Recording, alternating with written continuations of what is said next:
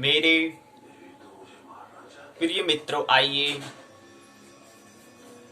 16 दिसंबर 2020 भूमंज ज्योतिष पाठशाला बीजेपी स्वाध्याय दिवस 95वां दिवस 95 मनोविज्ञान के 20वीं ज्योतिष स्वरूप के 28 दिवसीय कार्यक्रम के 14वीं दिवस में आइए प्रवेश करें। सबसे पहले महत्वपूर्ण सूर्य उदय 6:59 में 1 मिनट यहाँ बचा। 7 बजे, 7 से 8,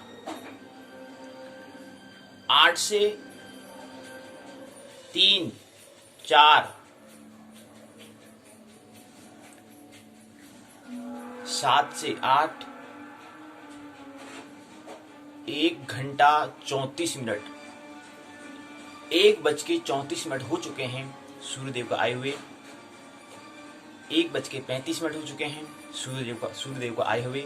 आइए हम भी दैन्य कार्यक्रम के अंतर्गत जो सर्वप्रथम मुख्य कार्य, जो मुख्य कर्तव्य है, स्वाध्याय में आइए प्रवेश करें। और अस्त जो होगा वह कल के ही समयावधि में 17:16 में अस्त होगा।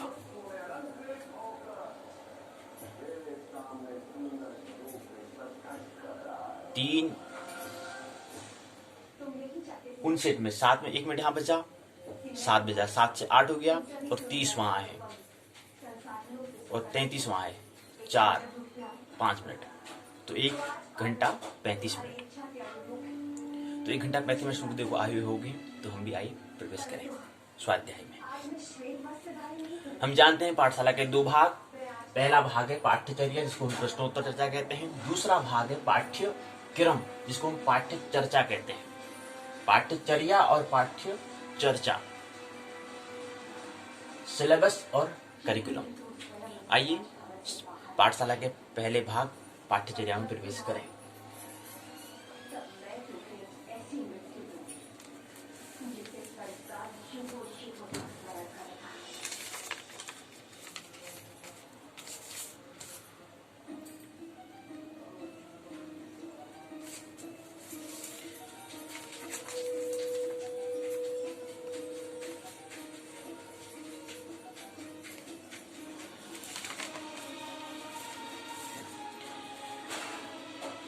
ज्योतिष स्वरूप के 28 दिवसीय कार्यक्रम के 14वें दिवस में आज हम जो हमारा मुख्य विषय प्रसंग जो रहेगा, मुख्य जो विषय रहेगा, वह रहेगा, मेन टॉपिक जो रहेगा वो है ग्रह योगाध्याय। योगाध्याय, योगधन आध्याय, आध्याय द्यो है ये। तो योगाध्याय, ग्रह योगाध्याय में आइए प्रवेश करें। ये हमारा मुख्य प्रसंग रहेगा। इसके अंतर्गत 29 चरणों में इसको हम समझने का प्रयास करेंगे। पहले चरण में अधियोग को हम समझने का प्रयास करेंगे। ग्रह हो गया, प्लैनेट हो गया, जो घूमता है, जो किसी की परिक्रमा करता है, गति किसी का चक्कर लगाता है। योग आध्याय, योग में न होता है अनुसंधान, मिलन, संग या परिणय। आध्याय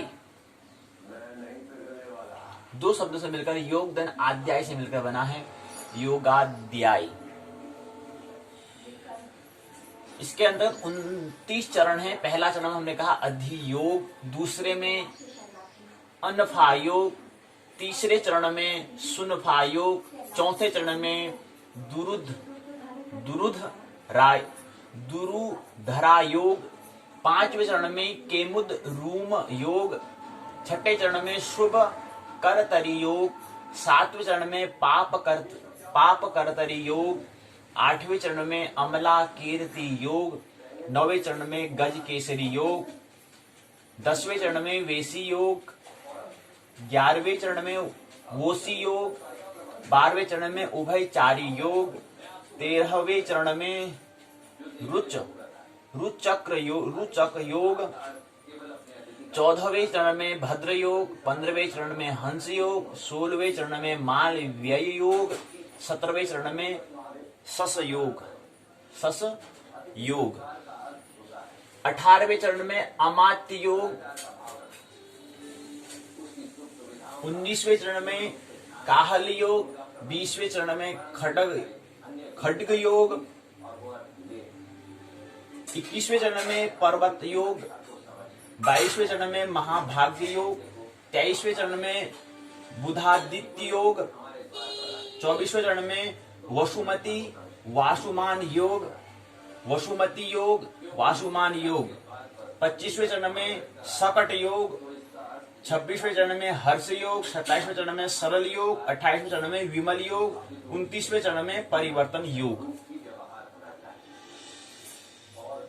ये 29 चरण में हम इसको ग्रह योगाध्याय जो है उसको समझने का प्रयास, ग्रह योगाध्याय को हम समझने का प्रयास 29 चरणों में करेंगे।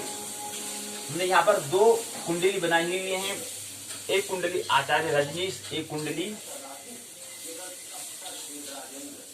दूसरी कुंडली बनाई हुई है स्वयं की, हेमचंद्र बेदवाल। तो इनको हम समझने का प्रयास, अन्य जो योग जो हैं इन योग को हम समझने का प्रयास करेंगे। इनकी भी क्या है, अधियोग का भी एक कुंडली होगी, जन्म कुंडली होगी। ऐसे अन्य 29 जो हैं उनकी सबकी क्या है, जिसमें 25वें क्रम में 25वें चरण में आचार्य रजनीश का भी क्या है यहाँ पर जन्म कुंडली दी हुई है।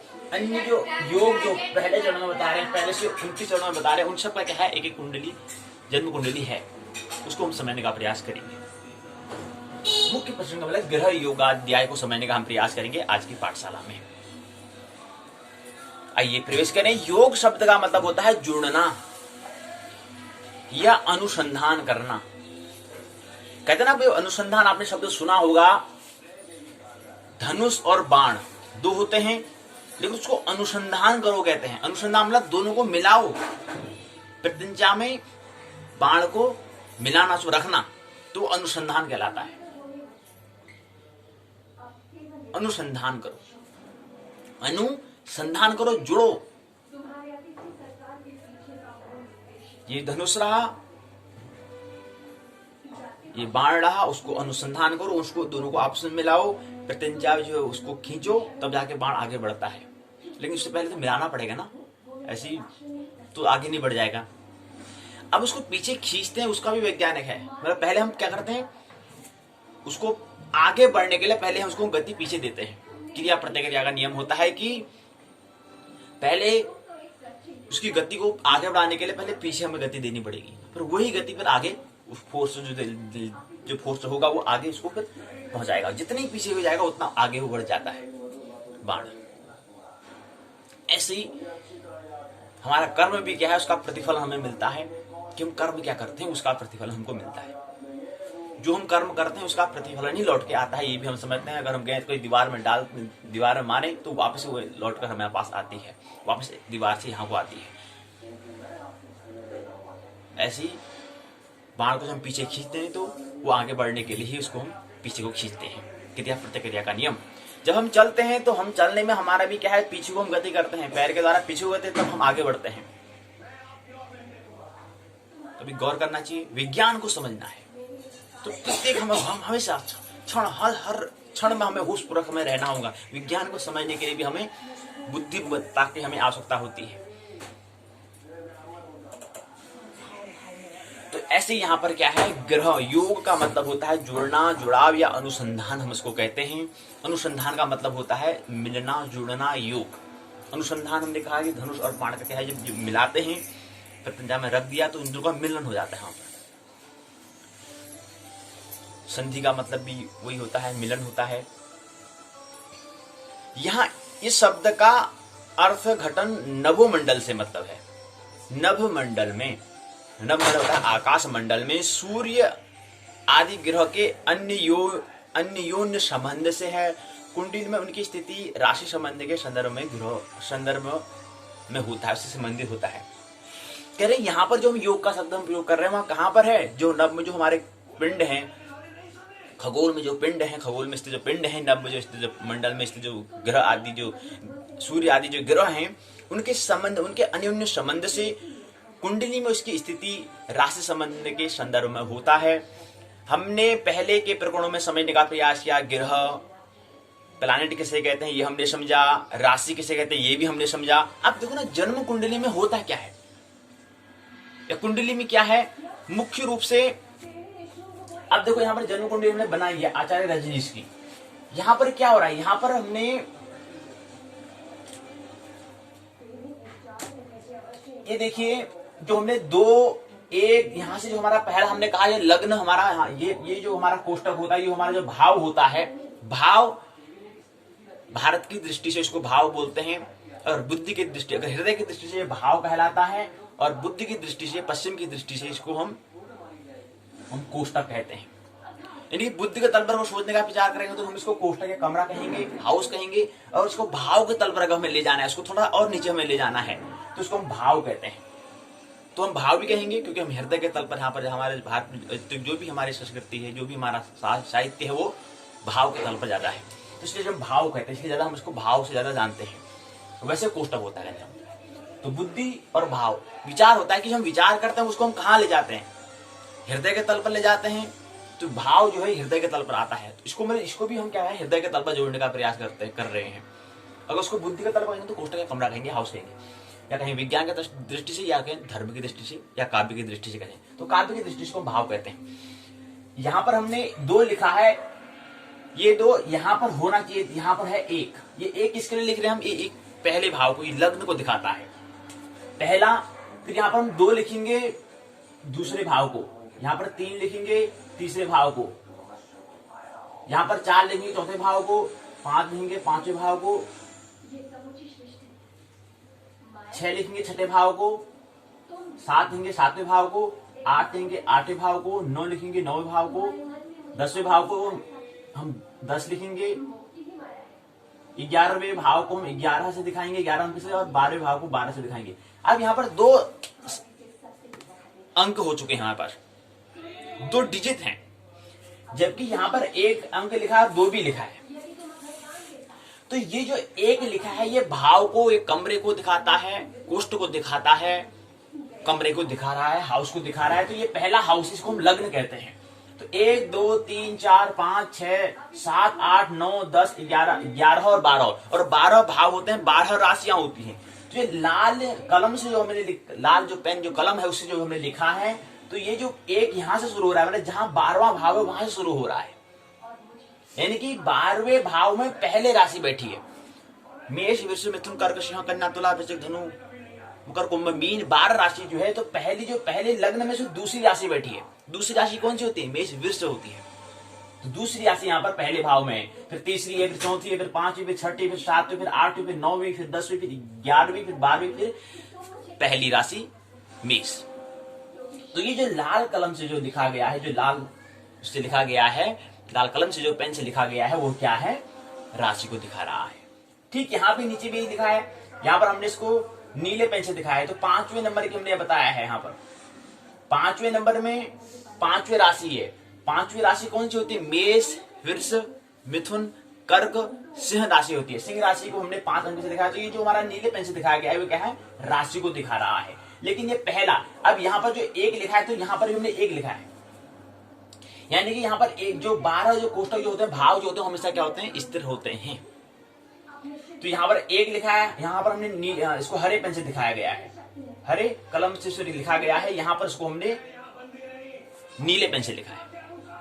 तो ये अलग इसलिए लिखा गया है। अब है यहाँ पर भी 1 2 3 4 5 6 12 है, यहाँ पर भी 12 है, लेकिन नीले पेन से लिखाया गया है, क्योंकि ये तरीका, क्योंकि ये अलग पेन से हमने बनाया है, इसको अलग पेन से बनाया गया है। क्योंकि ये पूरा जो कोष्टक हमने बनाया है, यहाँ पर इसको हमने नीले पेन से बनाया, इसको हमने हरे पेन से बनाया है। कहने का मतलब ये है, इसमें एक संख्या तो समान है, 1 से लेकर के 12 तक, यहाँ से लेकर के यहाँ तक तो संख्या बराबर है। यहाँ पर 1 2 3 4 5 6 7 8 9 10 11 12, ये 12 संख्या समान है, यहाँ पर भी 12। तो ये 12 जो संख्या अंक दिखा रहे हैं, इसको दिखा रहे हैं, भाव को दिखा रहे हैं, कमरे को, कोष्ठ को दिखा रहे हैं, हाउस को दिखा रहे हैं। लेकिन यहाँ पर क्या है, अब 2 अंक है जो लाल पेन से दिखाया गया है, और जो यहाँ पर नीले पेन से दिखाया गया है, यहाँ पर 5 है, और 1 भी है यहाँ पर, और 1 भी यहाँ पर है। 2 1 तो बराबर आ जा रहा है, लेकिन यहाँ पर 2 और यहाँ पर 5 भिन्न क्यों? भिन्न होगा ना, ये दूसरे व्यक्ति की जन्म कुंडली है, दूसरे व्यक्ति की जन्म कुंडली है, तो भिन्न तो होना ही है। उससे नहीं हो सकता है, एक जैसा नहीं हो सकता है, समान नहीं हो सकता है, असमान होगा। प्रत्येक व्यक्ति क्या है, अनूठा होता है, प्रत्येक व्यक्ति अद्वितीय होता है, यूनिक होता है, मौलिक होता है। तो इसलिए भिन्न यहां पर होगा। अब और भी भिन्न होगा। इसमें क्या है, अब हमने पहले देखा, इसमें क्या है,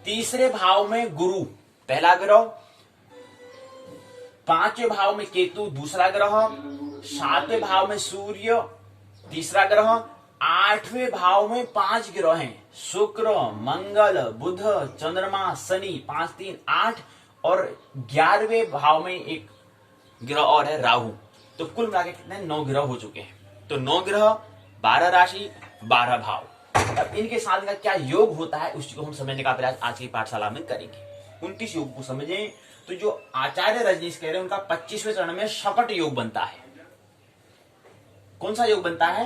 शकट योग बनता है। और चूंकि यहाँ पर स्वाध्याय हो रहा है, यानी कि स्व मतलब कोई भी काम करेंगे उसका एक माध्यम क्या अपना मुखड़ा में दिख जाए, एक मिरर का काम, एक दर्पण का काम बन जाए, इसलिए एक हमने यहाँ पर दिया है, एक दूसरा जन्मांग जो हमें जन्म कुंडली का जो चक्र दिया है, इनके माध्यम से अपना कौन सा योग बनना है उसको समझने का प्रयास हम करेंगे। तो इसलिए दूसरी जन्म कुंडली क्या है? स्व की है।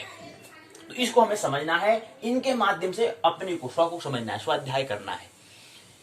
इतने अन्य योग के माध्यम से अन्य इतने सारे जो 29 चरण हैं, 29 योग के माध्यम से अपना क्या कौन सा योग बनना है उसको हमें समझना है, अर्थात स्वाध्याय करना है। आइए समझें।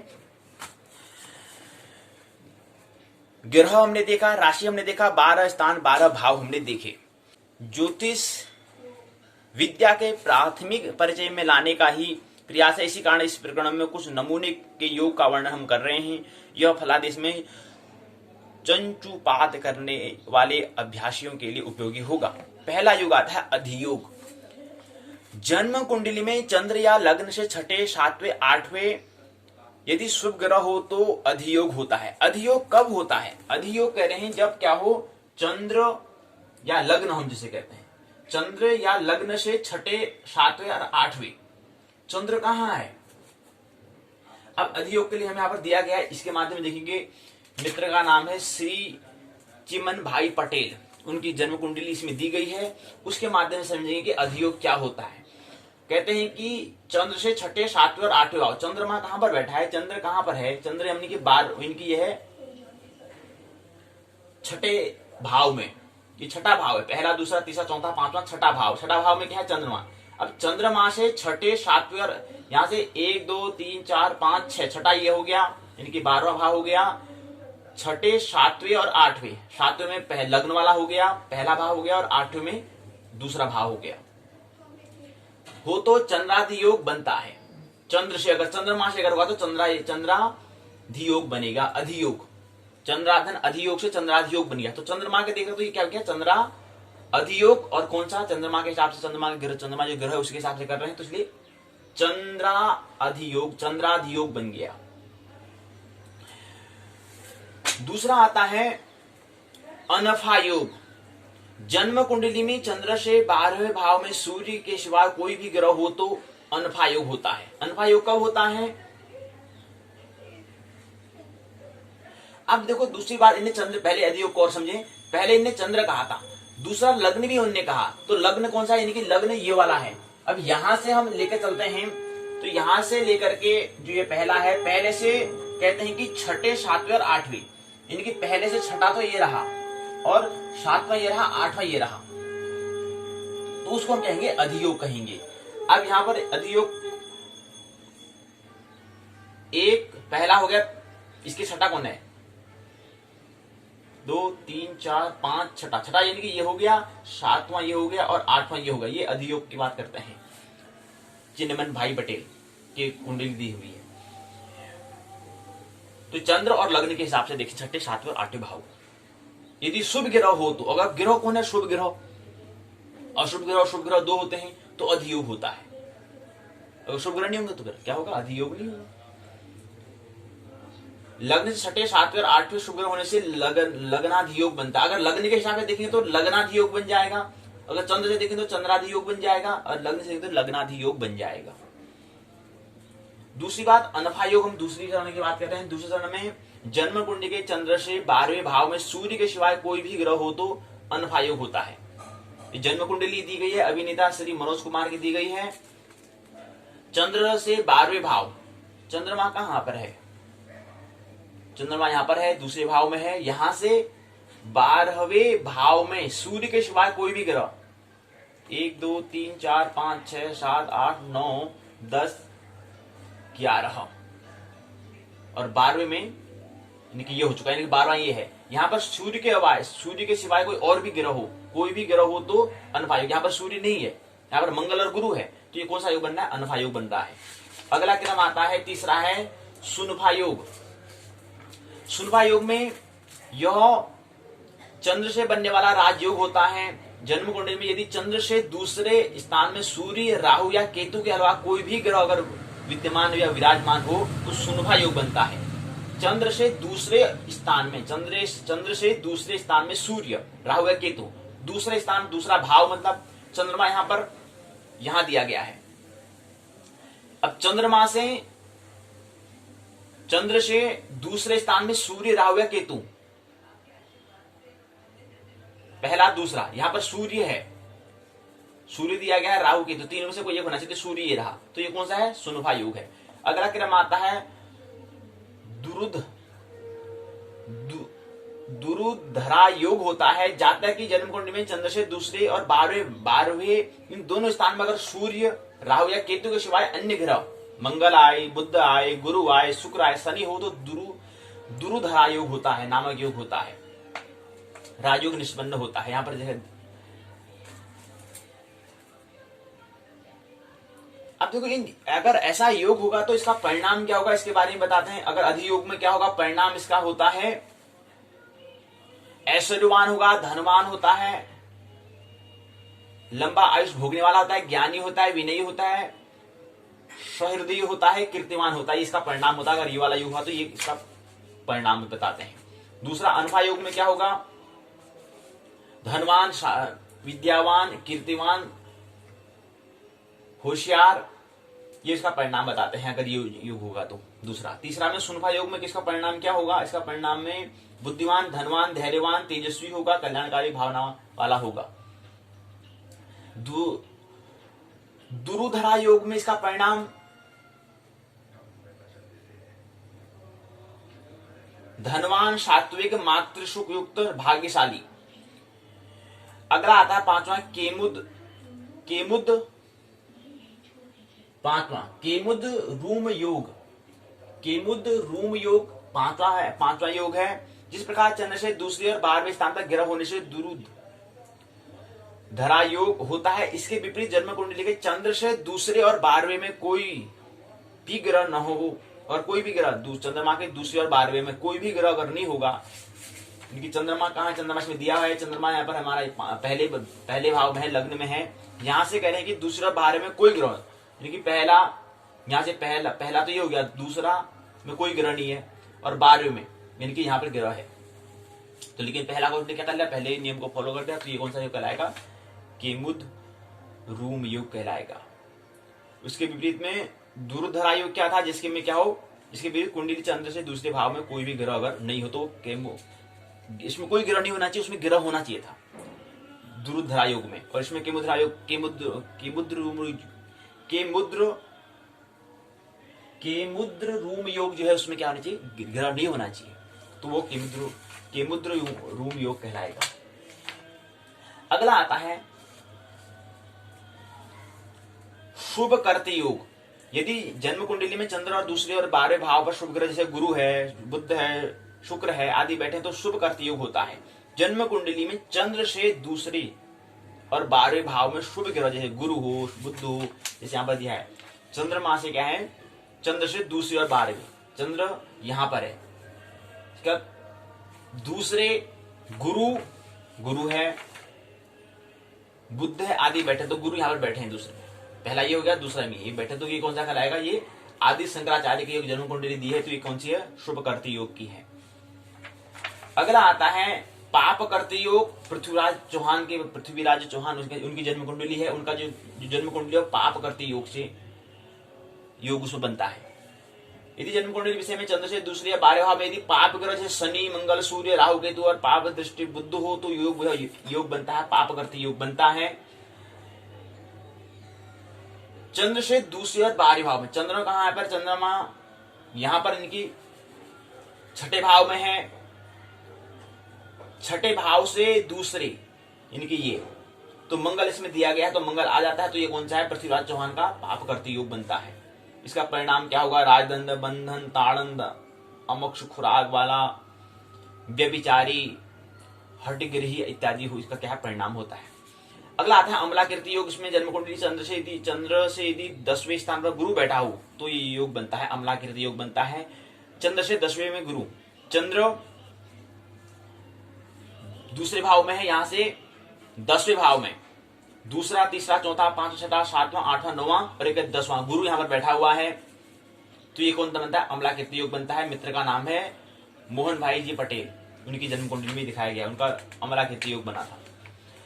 10वां योग है गज केसरी योग। जन्म कुंडली में गुरु चंद्र का केसरी केंद्र योग बना तो गज केसरी योग बनता है। गुरु और चंद्र का केंद्रीय योग अगर बनता है तो वह डॉक्टर राजेंद्र प्रसाद जो है इनकी जन्म कुंडली क्या है? गज केसरी योग की उनकी कुंडली बनी। उनकी कुंडली में योग गज केसरी योग था, उसके माध्यम से गज केसरी योग को हमने डॉक्टर राजेंद्र प्रसाद की जन्म कुंडली के हिसाब से समझाने का प्रयास यहाँ पर किया गया है। जिसमें क्या हो? गज केसरी योग में गुरु चंद्र का केंद्रीय योग अगर बने, गुरु और चंद्र कहां पर है? केंद्रीय मतलब इन चार में से कोई एक होना चाहिए। तो गुरु कहां पर है? गुरु यहां है और चंद्र यहां है। का केंद्रीय योग बना तो राज के बंधु। बुद्ध गुरु का केंद्रीय योग, शुक्र और गुरु का केंद्रीय योग भी गज के योग बन जाता है। अगर बुद्ध और गुरु का भी है, बुद्ध ये रहा, गुरु यहां है, या शुक्र और गुरु का हो, शुक्र यहां है, गुरु यहां है, तो भी क्या है? राज केसरी योग, गज केसरी योग बनता है।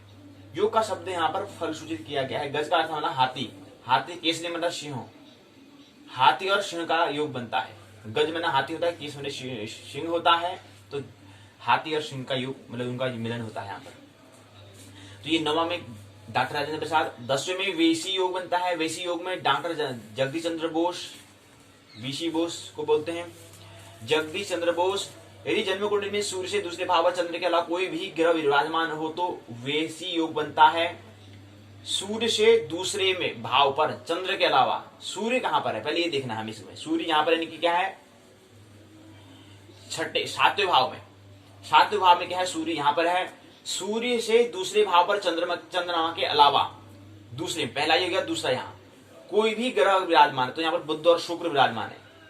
7वां 8वां आता है तो दूसरे भाव पर चंद्रमा कोई भी ग्रह है तो वेशी योग बनता है। तो डॉक्टर जगदीश चंद्र बोस की माध्यम से, कुंडली के माध्यम से हमने वेशी योग को समझाने का प्रयास। अगला आता है वोशी योग। ये वेशी है, वोशी। यदि जातक की कुंडली में जन्म के सूर्य से 12वें भाव पर चंद्र के सिवाय कोई अन्य ग्रह है, तो सूर्य से 12वें भाव में चंद्र के अलावा, तो यहाँ पर आशुतोष मुखर्जी की यहाँ पर उनकी जन्म कुंडली दी गई है। कह रहे कि जहां पर सूर्य है, सूर्य से 12वें भाव, सूर्य कहां पर है? इसमें दूसरे भाव में सूर्य है, यहां से 12वां, दूसरा, तीसरा, चौथा, पांचवा, छठा, सातवां, आठवां, नौवां, 10वां, 11 और 12। 12वें में क्या हो? यहाँ पर बुध ग्रह है, इनकी लग्न वाले में बुध ग्रह बैठा है। चंद्र के सिवाय कोई भी अन्य ग्रह उपस्थित हो वोशी योग बनता है। तो यहाँ पर चाहे चंद्रमा नहीं है, बुध है, तो ये कौन सा योग बन रहा है? आशुतोष मुखर्जी की जो कुंडली उसमें क्या बन रहा है? वोशी योग बन रहा है। अगला आता है 12वां उभयचारी योग। यदि जन्म कुंडली में सूर्य से दूसरे और 12वें भाव पर चंद्रमा के अलावा कोई अन्य ग्रह उपस्थित हो, चंद्रमा नहीं होना चाहिए 12वें भाव पर, सूर्य से दूसरे और 12वें भाव में, 2 भाव में, दूसरा और 12वां भाव जो है, सूर्य कहां पर है पहले देखेंगे हम।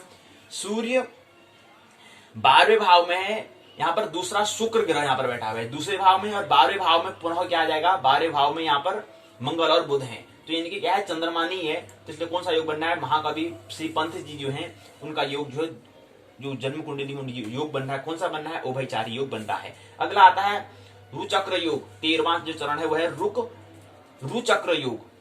इसमें क्या है? जन्म कुंडली के स्वगृह मंगल एक साथ कुंडली के केंद्र त्रिकोण भाव का स्वामी होकर केंद्र भाव में विराजमान हो तो रुचक्र योग नाम का एक महापुरुष का योग होता है। तो यहाँ पर कस्तूरीबाई लालबाई जो है उसका यहाँ पर दिया गया है, कस्तूरबाई लालबाई। ये जन्म कुंडली दिया है, जो जन्म कुंडली का जो दृष्टांत दिया है, क्या है? रुचक्र योग का नाम की इसमें बन रहा है। इस जन्म कुंडली में कौन सा योग बन रहा है? रुचक्र योग बन रहा है। और रुचक्र योग में क्या होता है? जन्म कुंडली में स्वगृह मंगल एक साथ, जन्म कुंडली में स्वगृह मंगल एक साथ कुंडली के केंद्र और त्रिकोण, केंद्र ये हो गया, त्रिकोण जो ये है, त्रिकोण भाव का स्वामी होकर केंद्र भाव में विराजमान हो। त्रिकोण का स्वामी होना चाहिए, लेकिन क्या है, केंद्र में अगर विराजमान हो तो ये कौन सा बनता है, तो ये बनता है रु चक्र योग बनता है। केंद्र में बैठा है, लेकिन क्या है, त्रिकोण का भाव का स्वामी होना चाहिए, लेकिन कहां बैठा है, केंद्र में बैठा है, तो ये कौन सा बनेगा, रु चक्र योग बनता है। अगला आता है 14वां भद्र योग। जन्म कुंडली में यदि बुध केंद्र में, बुध जो है केंद्र में ही है, स्वगिरी बनकर बैठा हो तो भद्र नाम का क्या होता है, भद्र योग होता है। ये बुद्ध केंद्र में बैठा है, इसलिए कौन सा बनना है, इसलिए दलाई लामा एक व्यक्ति का नाम, उनकी जन्म कुंडली के हिसाब से भद्र योग को समझाने का प्रयास यहाँ पर किया है। भद्र का मतलब होता है सुसंस्कारी। अब भद्र से एक भद्रा शब्द बना है, उसमें आ लगा तो भद्रा बनता है, तो भद्रा, लेकिन भद्र का मतलब होता है सुसंस्कारी। जबकि जन्म कुंडली में भद्र योग हुआ तो तब जातक विद्यावान, गुणवान, चतुर, धीरजवान, प्रबल जाति, बुद्धि वाला, कमल की पंखुड़ी जैसे रंग वाला, योग का अभ्यासी, जल के साथ जंगल के राजा सिंह जैसा प्रभाव वाला होता है। जंगल में जंगल का राजा सिंह है, उसी के समान होता है। चौड़ी छाती होती है, लंबे बाल होते हैं, भरी और ऊंचे शरीर वाला, पतली और कोमल त्वचा होती है। अगला 14 क्या है, जो 14वां जो चरण है भद्र योग को हमने समझा। दलाई लामा जो है उनका जो जन्म कुंडली, उसके माध्यम से हमने समझने का प्रयास किया। 15वां है हंस योग। जातक की जन्म कुंडली में केंद्र भाव में गुरु ग्रह स्वगृह बनकर विराजमान हो तो जातक कुंडली का हंस योग नामक योग बनता है, हंस योग बनता है। लोक नायक अरणा का यहाँ पर इनका जन्म कुंडली का हमने दृष्टांत ले रहे हैं। कह रहे हैं कि केंद्र भाव में गुरु ग्रह स्वगृह बनकर, केंद्र भाव में जो गुरु है, केंद्र भाव ये हो गया, इसमें गुरु जो है स्वगृह बनकर विराजमान हो, खुद का वहां का उसका क्या हो, स्वमन घर, स्वमन अपना उसका घर का क्या हो, स्वगृह हो, तो वो क्या बनता है, अगर विराजमान हो तो जातक कुंडली का नाम जो बनेगा वो हंस, जो जातक की कुंडली होगी वो हंस योग की कुंडली होगी। ये हंस योग में समझा। लोक नायक अरणा का हमने यहाँ पर दृष्टांत लिया, उनकी जन्म कुंडली के हिसाब से हमने समझने का प्रयास कर रहे हैं। अगला आता है 16वां मालव्य योग। इसमें जातक की कुंडली में स्वगृह शुक्र यदि केंद्र में बैठा हो तो मालव्य योग नामक योग बनता है। तो मालव्य योग में क्या है, कुंडली में स्वगृह शुक्र यदि केंद्र में बैठा है, शुक्र कहां है, केंद्र में भी बैठा है, ठीक है, स्वगृह अगर बैठा हो तो यहाँ पर मित्र जो है श्री रीमा ओ भंडार नायके, जो मित्र उनकी जन्म कुंडली के हिसाब से समझ रहे हैं हम, माल व्यय योग को समझ रहे हैं, जिसमें क्या होगा, जन्म कुंडली में स्वगृह शुक्र यदि केंद्र पर, जो स्वगृह अगर जो शुक्र वो अगर क्या है केंद्र पर बैठा, इनको चारों को हम केंद्र कहते हैं, ये क्या है केंद्र में, तो शुक्र यहाँ पर बैठा है तो कौन सा योग बन रहा है, माल्य व्यय योग बन रहा है। 16वां 17वां चरण आता है शश योग, जिसमें शश योग में कुंडली में केंद्र स्थान मकर या कुंभ राशि में शनि अगर बैठा है, मकर और कुंभ जो राशि में अगर क्या है, अगर शनि अगर बैठा है तो शनि कहां पर है, शनि ये है, शनि और राशि कौन सी है, ये अंक लिखा है 11वीं राशि है, कुंभ राशि 11वीं में क्या है, शनि बैठा है तो सस योग नामक योग बनता है। तो ये इसलिए यहां पर क्या है 11वीं राशि है, यानी कि 11वीं में कौन सी राशि, कुंभ, और इसके साथ साथ कौन है, शुक्र ग्रह पर बैठा हुआ, शनि ग्रह पर बैठा है, तो कौन सा योग बन रहा है, सस योग बन रहा है। 17वां हमने ये समझने का प्रयास श्री ढेबर भाई का हमने जन्म कुंडली के हिसाब से सस योग को समझ रहे हैं। अगला आता है अमात्य योग। 18वां चरण है अमात्य योग। किसी भी जातक की जन्म कुंडली में केंद्र कौन कौन सा होता है, पहला भाव, चौथा भाव, 7वां भाव, 10वें भाव को हम केंद्र कहते हैं। ये दिखाया हमने, पहला भाव, चौथा भाव, 7वां भाव, 10वां भाव, पहला भाव, चौथा, 7वां, 10वें को हम केंद्र कहते हैं। तो अमात्य योग क्या है, किसी जातक जन्म कुंडली केंद्र में 1, 4, 7, 10 के स्थान का स्वामी उसी कुंडली के त्रिकोण में, अब त्रिकोण किसे कहते हैं हमें ख्याल रखना है, त्रिकोण इनकी 5वां और 9वां, त्रिकोण जो है 5वां और 9वां जो भाव, इसको हम त्रिकोण कहते हैं कि ये और ये, इसको हम क्या कहते हैं, त्रिकोण कहते हैं। याद रखना चाहिए 5वां जो भाव है, 5वां जो कुमरा है, 5वां जो हाउस है, 5वां जो कोष्ठ है वहां, और ये 9वां जो कोष्ठक है, इनको हम त्रिकोण कहते हैं। तो त्रिकोण 5 और 9वें स्थान के स्वामी के साथ बैठकर युति योग बनता है, 1 से 8 अंश तक, अगर एक युति योग अगर 1 से 8 अंश तक हो तो युति योग बनेगा। अमात्य नाम का राजयोग होता है। युति योग में हो तो अमात्य नामक योग बनता है। अगर युति योग अगर उनका हो रहा है, 5वें जो त्रिकोण है इसमें क्या है, अगर युति उनका हो रहा है तो वह कौन सा योग, वहां पर अगर उनका अगर बीच में युति योग बनते हैं साथ बैठकर, त्रिकोण में 5 और 9 हो गया कि स्थान के स्वामी के साथ बैठकर, केंद्र जो है केंद्र ये हो गया, केंद्र स्थान का स्वामी अगर क्या है त्रिकोण में 5 और 9 भाव में अगर बैठा है, त्रिकोण के स्थान के स्वामी के साथ अगर बैठा है, जो केंद्र वाला है अगर यहाँ बैठा है तो कौन सा योग, और युति योग बनता है 1 से, युति योग मतलब 1 से 8 अंश तक होना चाहिए। जो डिग्री उसकी बात करते हैं 1 से 8 अंश तक है तो अमात्य नाम योग बनता है। ये हमने समझा। यहाँ पर दिया है श्रीमद राजचंद्र का, यहाँ पर उसका दृष्टांत उसकी कुंडली जन्म कुंडली के हिसाब से समझने का प्रयास यहाँ पर किया गया है, इसमें दिया हुआ है। अगला आता है, अब देखो यहाँ पर भी क्या है कि 5 ग्रह इसमें बैठे हुए हैं, पहले दूसरे तीसरे चौथे भाव में क्या है 5 ग्रह हैं, सूर्य मंगल बुध शुक्र और शनि, ये 5 ग्रह इसमें क्या है एक ही कमरे में एक ही हाउस में बैठे हुए। अगला आता है 19वां काहल योग होता है। इसमें मित्र का नाम दिया है माउत से तुंग। मित्र के जन्म कुंडली के हिसाब के माध्यम से हम काहल योग को समझेंगे। 19वां चरण है। यदि किसी जन्म कुंडली में चौथे स्थान का स्वामी गुरु एक दूसरे के केंद्र स्थान में हो तो लग्न स्थान का स्वामी उच्च का हो तो काहल योग होता है। चौथे स्थान का स्वामी जो है और गुरु एक दूसरे के केंद्र स्थान में हो और लग्न स्थान का स्वामी उच्च का हो तो काहल योग होता है। तो मित्र माओत से तुंग जो है उनके जो जन्म कुंडली जो इसमें दिया गया है, जो यहाँ पर जन्मांक चक्र में जो दिखा गया, जो इनके यहाँ पर ग्रह राशि और भावों का जो क्रम जो है, ये जो चक्र जो दिखा रहा है दिखा रहा है काहल योग को दिखा रहा है। अगला आता है इसमें दिखाया, देखो 10वें लग्न में क्या है 10वीं राशि है और शुक्र यहाँ पर ग्रह है, उनकी क्या है शुक्र ग्रह यहाँ पर बैठे हुए हैं। 10वीं राशि उनके स्वामी जो स्वामी होंगे उसको लग्नेश कहेंगे और जो 10वीं राशि जो है उसकी हिसाब से उनकी वो वाली लग्न कुंडली कहलाएगी। अगर 5वीं राशि तो यहाँ पे सिंह लग्न की कुंडली बोलते हैं, अगर 10वीं राशि है तो 10वीं राशि की कुंडली कहलाएगी, उस लग्न कुंडली कहलाएगी।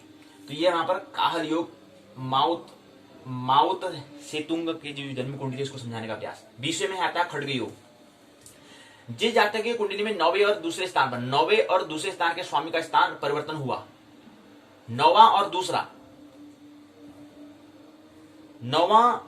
दूसरा यानी दूसरा ये रहा और 9वां ये है,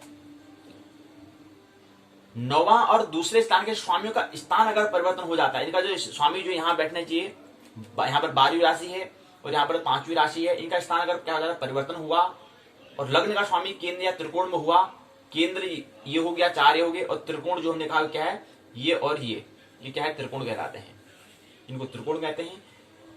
हो तो ये योग बनता है, खड्ग योग बनता है। अगला मित्र का ये उदाहरण यहाँ पर कुंडली के माध्यम से दिया है, इनका मित्र का नाम यहाँ पर नहीं दिया है, उदाहरण कुंडली, यहाँ कुंडली के माध्यम से ये जो कुंडली दिखाई गई है जन्म कुंडली है, जो लग्न कुंडली है वह खड्ग योग को दिखा रही है। अगला 21वां है पर्वत योग। पर्वत जातक की कुंडली में सभी शुभ ग्रह केंद्र में विराजमान हो, केंद्र हमने ये कहा ये केंद्र होता है, 6ठे और 8वें स्थान में पाप ग्रह न बैठा हो, छठा कौन सा है, छठा ये है और 8वां ये है, इनकी त्रिकोण के मध्य में जो आ रहे हैं यहाँ पर ये त्रिकोण है, इसका फिर छठा फिर 7वां 8वां नंबर में 6ठे और 8वें में जो आ रहा है उसको हम पर्वत योग। अगर उसमें क्या है पाप ग्रह अगर नहीं बैठा है, स्थान में पाप ग्रह अगर नहीं बैठा है, अन्य ग्रह में से 9वें भाव में कोई ग्रह बैठा तो पर्वत योग बनता है। यहां पर क्या है पाप ग्रह अगर नहीं बैठा है और अन्य ग्रहों में से 9वें भाव में कोई न कोई ग्रह बैठा हो तो पर्वत योग बनता है। दो बातें यहाँ पर, दो कंडीशन यहाँ पर दी गई है। पहले में तो बताया कि पाप ग्रह कोई नहीं होना चाहिए, दूसरे में कहा है कि ग्रह अन्य ग्रहों से 9वें भाव में कोई भी ग्रह है उसके 9वें भाव में कोई न कोई क्या है ग्रह होना चाहिए, अगर नहीं है तो पर्वत योग नहीं बनेगा, अगर है तो पर्वत योग बनेगा। तो दो स्थिति यहाँ पर, दो बातों का यहाँ पर जोड़ होना चाहिए, तब जाकर पर्वत योग होगा। पहले में पापग्रहणी होनी चाहिए 8वें 6ठे और 8वें स्थान में, और दूसरा 9वें भाव में कोई क्या है ग्रह बैठा होना चाहिए, तब जाकर पर्वत योग होगा। मित्र का यहाँ जन्म कुंडली जो है उदाहरण कुंडली के माध्यम से यहाँ पर दिया गया है, इनके मित्र का भी नाम यहाँ पर दिया नहीं गया है। तो ये पर्वत जो कुंडली जो है जन्म कुंडली, ये क्या है, यहाँ पर 11वें पहले भाव में 11वीं राशि है और चंद्रमा यहाँ पर है। तो ये पर्वत योग है ना, 21वें जो उदाहरण में जो दिया गया है 21वें चरण में जो है वो कौन सा पर्वत योग जो है इस कुंडली के माध्यम से ये जो कुंडली है क्या है पर्वत योग बनाती है। अगला आता है 22वें महाभाग्य योग। स्त्री जातक की कुंडली में, पुरुष जातक की कुंडली में अलग अलग रूप इसमें होता है, ये हमें ख्याल रखना चाहिए। स्त्री जातक की कुंडली में लग्न सूर्य चंद्र वेकी राशि वृषभ कर्क कन्या वृश्चिक मकर या मीन। जो बेकी राशि बोल रहे उसमें वृषभ आता है, कर्क आता है, कन्या वृश्चिक और मकर और मीन आते हैं, ये इसको हम वेकी राशि बोल रहे हैं। तो चंद्र वेकी राशि में हो तो यदि स्त्री जातक का जन्म रात्रि के समय हुआ तो महाभाग्य योग होता है। पुरुष जातक का जन्म यदि दिन के समय हुआ, जन्म कुंडली में सूर्य चंद्र लग्न राशि मेष मिथुन सिंह तुला धनु धन कुंभ हो तो उस पुरुष का जन्म क्या होगा महाभाग्य से हो, महाभाग्य नामक योग से होगी, उस योग बनता है। स्त्री जातक को पुत्रों का संपत्ति का बहुत सुख मिलता है। ऐसी स्त्रियां सामान्य रूप से कभी ही मिलती हैं, उनकी पद प्रतिष्ठा ऐसी होती है, पैसा मिलता है। कई बार स्त्रियां राजयोग भी भोगती हैं। तो राजयोग महाभाग्य योग यहाँ पर दिखाया गया है। इंदिरा गांधी का जो यहाँ पर जन्म कुंडली है हम इसको समझ सकते हैं।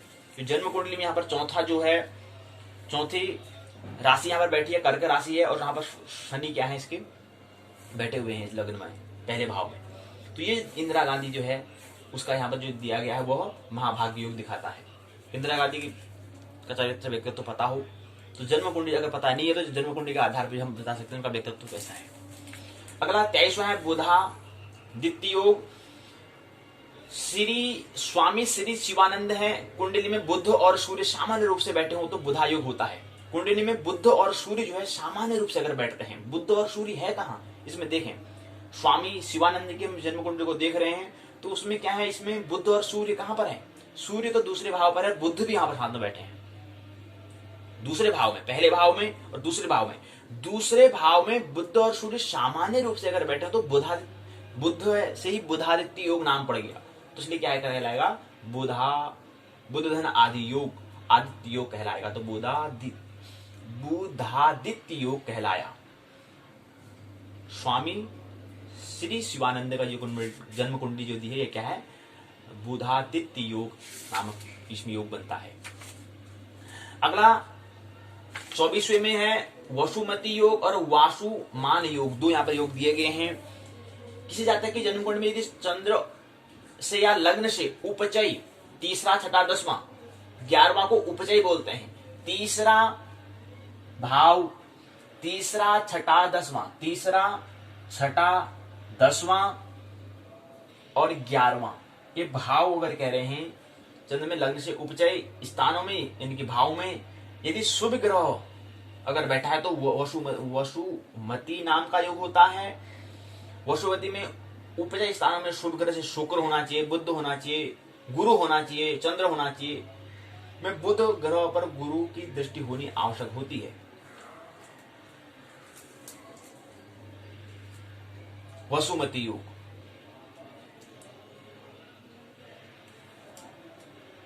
वसुमती और वासुमान योग होता है। श्री राव रूप जी तांग जो है उनका यहाँ पर जन्म कुंडली है दिया, यहाँ पर जो जन्म कुंडली है उसमें दिया गया है वसुमती योग और वासुमान योग दिया गया है। तो ये स्थिति अगर है, इसका अगर कंडीशन बन रही है तो ऐसी अगर ऐसी स्थिति बनती है तो कौन सी बनती है, वसुमती योग और वासुमान योग बनता है। ये 24वां था। 25वां है शकट योग। 25वें में शकट योग जो है आचार्य रजनीश का बनता है, जो हमने जन्म कुंडली यहाँ पर दिखाई गई है। कह रहे हैं कि जन्म कुंडली में गुरु से जो जन्म कुंडली है गुरु से चंद्र 12वें 6ठे या 8वें, गुरु से चंद्रमा जो है, पहले देखो गुरु कहां पर है, गुरु चौथे भाव पर है अब क्या स्थिति कह रहे हैं कि गुरु से जन्म कुंडली, ये जन्म कुंडली रही, ये जो हमने जन्मांक चक्र बनाए जन्म कुंडली है, जिसमें जन्म हो रहा था उस समय का जो चित्र है, वो उसका मैप जो मानचित्र है उसको हमने लिया है। आकाश में जो है, अंतरिक्ष में जो बन रहा है, ग्रहों का, राशि का, नक्षत्रों का जो चित्र उनको हम लिया, तो चित्र ऐसा बना जन्म के समय आचार्य रजनीश का। अब इसमें स्थिति कह रहे हैं कि सकट योग बन रहा है। सकट योग कैसे बनता है उसको समझने का हम प्रयास कर रहे हैं। तो सकट योग में क्या है कि गुरु से चंद्र, गुरु ये है और चंद्रमा कहाँ है? चंद्रमा यहां पर 8वें भाव में है। 8वें भाव में चंद्रमा यहां पर है, 8वें भाव में, 8वें कोष्टक में, 8वें हाउस में बैठा है। और गुरु क्या है? पहले, दूसरा, तीसरे भाव में गुरु बैठा हुआ है। तो तीसरे भाव में गुरु और चंद्रमा। अब इन दोनों में क्या कह रहे हैं कि गुरु से चंद्रमा क्या है? 12वें और 6ठे और 8वें में हो, तो कौन से में बैठा है? 8वें में बैठा है। तो वही तो कह रहे हैं कि चंद्रमा 12वें में होना चाहिए। 12वां तो रहा ही ये, छठा कहते हैं तो छठा रहा ये, और छठे के बाद 8वां कहते हैं तो 8वां भाव है। पहला, दूसरा, तीसरा, चौथा, 5वां, छठा, 7वां, 8वां। तो क्या बोला? 12वां होना चाहिए, 12वां नहीं है तो छठा होना चाहिए, छठा नहीं तो 8वां होना चाहिए। तो सकट नाम का योग दुर्भाग्य योग होता है। दुर्भाग्य योग होगा अगर ऐसा हो रहा तो कौन सा सकट योग कहलाता है या दुर्भाग्य योग होता है। अब क्या है, देखो यहाँ पर 8वें भाव में स्थिति जो हम कंडीशन कह रहे हैं वो नियम आज में लागू हो रहा है, क्योंकि 8वें भाव में या छठा होना चाहिए या 12वां या 8वां होना चाहिए। तो 8वां में है ना, तो यहाँ पर गुरु है, यहाँ पर चंद्रमा है, तो ये कौन सा योग बनता है? सकट योग बनता है। सकट योग, या इसको हम सकट नाम का दुर्भाग्य योग बनता है। सकट जो है वो क्या है? दुर्भाग्य योग है, भाग्य नहीं, दुर्भाग्य योग बनता है। सकट योग वाले जातक संगे संबंधियों द्वारा दुत्कारे गए दरिद्र, यायावर, जीवन जीने वाले, मान मर्तबा गंवाने वाले, भाग्य हानि भोगने वाले, दर दर की ठोकरें खाने वाले, इस योग में जन्मे जातकों के विषय में कहा जाता है कि यदि इनका जन्म राजगृह में हुआ तो अगर राजगृह में हुआ तो तब भी एक बार तो वह अचूक दारिद्र भोगते हैं। प्रवाजी योगी आचार्य जी रजनीश सकट योग के कारण दर दर की ठोकरें खाते रहे, कोई भी उनको देश को अपनाने के लिए तैयार नहीं था। कई बार सकट योग वाले जातकों को सामान्य योग से अधिक खराब फल नहीं मिलता है। सकट योग वाले जातकों को सामान्य योग से अधिक खराब फल नहीं मिलता है, परंतु जब गोचर में गुरु से चंद्रमा छठे में हो, 12वें हो, 8वें भाव में आता है, तब उन्हें खराब फल जातकों को प्राप्त होते हैं। ये सकट योग नाम का हमने देखा आचार्य रजनीश का। ये क्या है? दुर्भाग्य योग बनता है।